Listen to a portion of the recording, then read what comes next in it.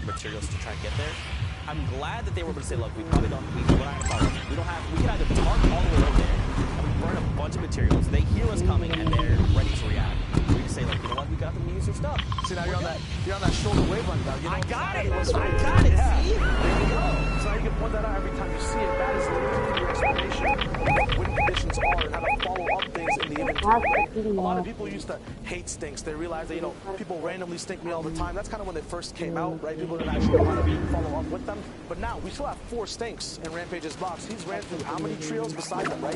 He's not doing them for no willy-dilly reason whatsoever, right? He's using them in response with explosives and in response with a knock. They're complementary items that aren't as griefy anymore, but actually strategically used to, you know, shake up an entire trio and not just have them box up the entire time when someone else actually has an advantage to push on them with. Man, that's pretty dope. That's pretty dope. Plus, I mean, you probably, if you are this trio, you probably want to save as many stinks for late game as possible, right? Because once the storm does start to shrink, super, like, small, those stinks become more and more valuable because then you're just, like, blanketing an entire tarp. And you're saying, as long as you guys are trying to get to safety, you're going to be taking 5 ticks, so you guys get that L. But at the same time, like, their loot isn't great, right? Like, it's probably mid-game centric, which is fine, but now we're starting to move to that late game. They want to to get their loot and kind of propel them forward because, like, you've got the green pump, sure. You've got the long range in the air, sure. 4 splashes, awesome, but, like, those aren't power weapons. Those aren't heavy slashes that can just punch a hole in anyone's 1x1. That isn't nades or explodes that you could potentially use to pick up these locations. Look, the power duo right now by themselves, they're just chilling and they have got the attention of Acidic, Sig, and Rampage.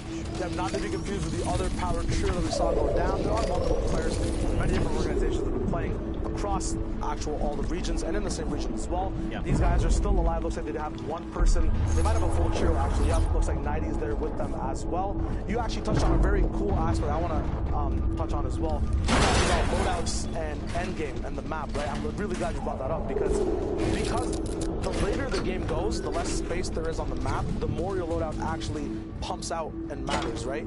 A green pump and blue pump difference is huge in mid-game fights, but when that circle is small and you're riding Storm, that's where even just having a gray AR for a follow-up matters. There's not that much separation between, you know, just you want to have a spray weapon. So you can get an amazing breakdown, you know, kind of these wind conditions get so much more diverse throughout the game as they keep going, and the zone gets smaller. So that was a really cool breakdown. Hey. I like that a lot. Yeah, I appreciate it. This is the first time we're hanging out. We're freaking together. I love it. That was nice. Here we go. The alter, different alter ego, Nambu, Mev, and Ego here, Dennis. So not the alter ego trio we're used to seeing. More of their comrades. They're on 5 eliminations. You know, they're about their top 20 right now, which is huge. If they play for another 8 trios, they're going to get themselves placement points. Now their loadout's looking really good. They just picked up a minigun, which is huge. They have 3 stinks, an RPG, a blue pump splashes as well. They've got materials almost 150, almost fully capped out.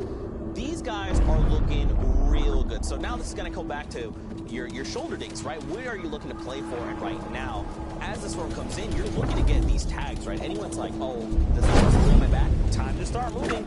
Those are those people that these guys are looking to pick up if possible. They're also on the low ground target, which is going to kind of shape kind of how they're going to be forced to engage people coming up here shortly.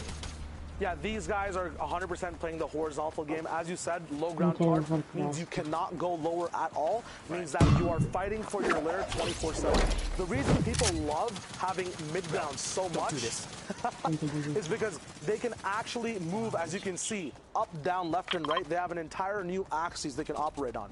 But low ground does have its perks, as you saw. Ultimately, no matter what, you end up on the dirt when you're moving around the map, right? If you're not on your builds. So plays like that where you force people down into the trap, they can't move anywhere past you. So they have to interact with you. So owning this lair, although it is the hardest, ultimate low and ultimate height most of the time, it does have some of the most rewarding things because A, you never need to place floors when you're ultimate low, right? Save materials that way. Exactly. You know exactly where your Elons are coming from because they're all usually above you or behind you in Storm. You're never going to be challenged from the bottom or diagonally from the bottom at all. You basically have very good camera control around your entire horizontal axis as well as just looking up slightly to just see what's happening on your floors towers, and if any RPGs are coming down straight up above you. So it's actually not bad to control ultimate low. The only issue being that is everyone's desperation play to go to randomly when they are at the end of the game, right? It's like, hey, I'm in trouble, gotta drop low. So there's so much to take account of on that horizontal plane, it gets hard. Now we're looking at a 6-zone rotation. This is where the action and the meat of the game comes in. The first placement point getting dropped, top 12 now, 34 people alive. Zeke, the heals are still there, so is an RPG. What does that mean for their end game? I mean, right now they want to try and challenge for high ground and get the highest target possible and then start raining RPGs down. And look at 700 rounds in that minigun. Dennis wants to try and apply pressure to everyone. It doesn't matter where they are. He wants to use that minigun and try and put them off edge because now look, he's going for height, which is smart, and they actually got it. This is going to be great for them. They can rain down those shots, and everyone that's on those lower ground tarps, though they had the advantage of being lower, now they have to worry about this constant minigun pressure from above. On top of people on your tarp, people below you, people also using other types of skills. Are there stinks in play? There's so many more. Everyone down below, just keep pouring. No, it's fine. This minigun, there you go. Spammy, oops, sorry, Spammy. You just got picked up on the crossfire, right? Like, Spammy got spammed. He got spammed. I like it. But I mean, right now, if you're everyone down below, I mean, first of all, let's talk about their HP. Super non-existent. Fiesel's there. The other alter ego, is he going to go down? I'm not sure. There was one of the ASMR trios. Top 9, top 8, we get another round of placement points. There you go. And now this is just going to be on this alter ego duo and Dennis to try and close out the game. No one's even contested it, by the way. This is the first RPG we've seen go out. So now they're saying, great, everyone else is down below is fought. They're all super low. They start using our resources, start to burn people down.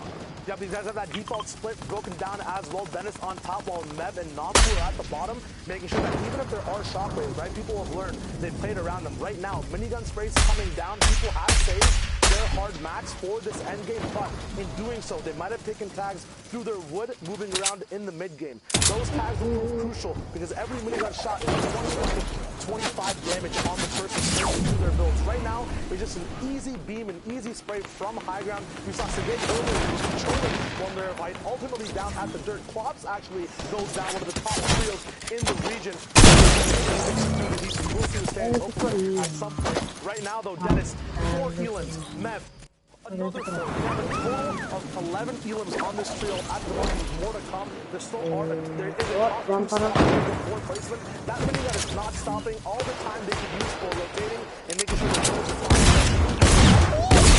pressure gets all the way down the low ground. He gets that big knock, and Kappa, no joke. This time, he gets taken out. Dennis, the whole trio surviving all the way back to retail where we started. What a win.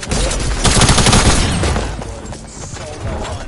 Don't forget, though, that means that Hero Kappa there was, don't forget, he's on Klops and Pizzo's team, so placing second is 12 points.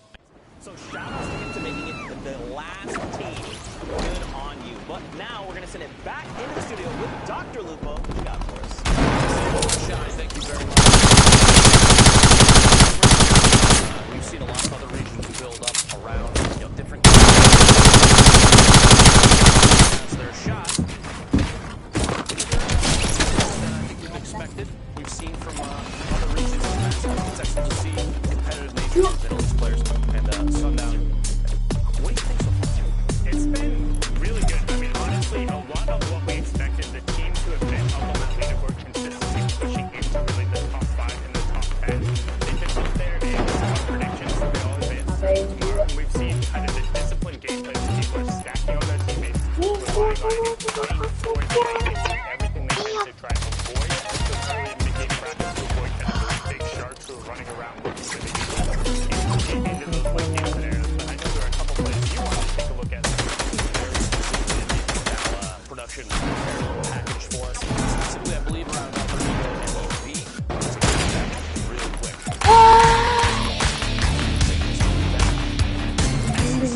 Team fire stacking on top of each other, taking shots at players in opportunity positions like this. Gets a quick pickup on Teddy's, and it doesn't stop. It's rotating from the outside of the map, and you'll notice the shots start, MEV takes a couple, and the comms between these players, it immediately becomes a 3-player beam position where they're up above everybody else. Comms to say, hey, guys, right over here, and everybody to just the team fire out of nowhere, spraying down on the builds as players are trying to make these rotations, and the RPG shots, an alter ego on alter ego elimination there in your feed. You hate to see it. It's communication like that is created, especially in trios. We see more than in duos or solos, and that's why I'm excited maybe one day squads as well. That team fire is so powerful, even in a position where you get a third party from another team rotating. That's the game so far today. You'll have team fire.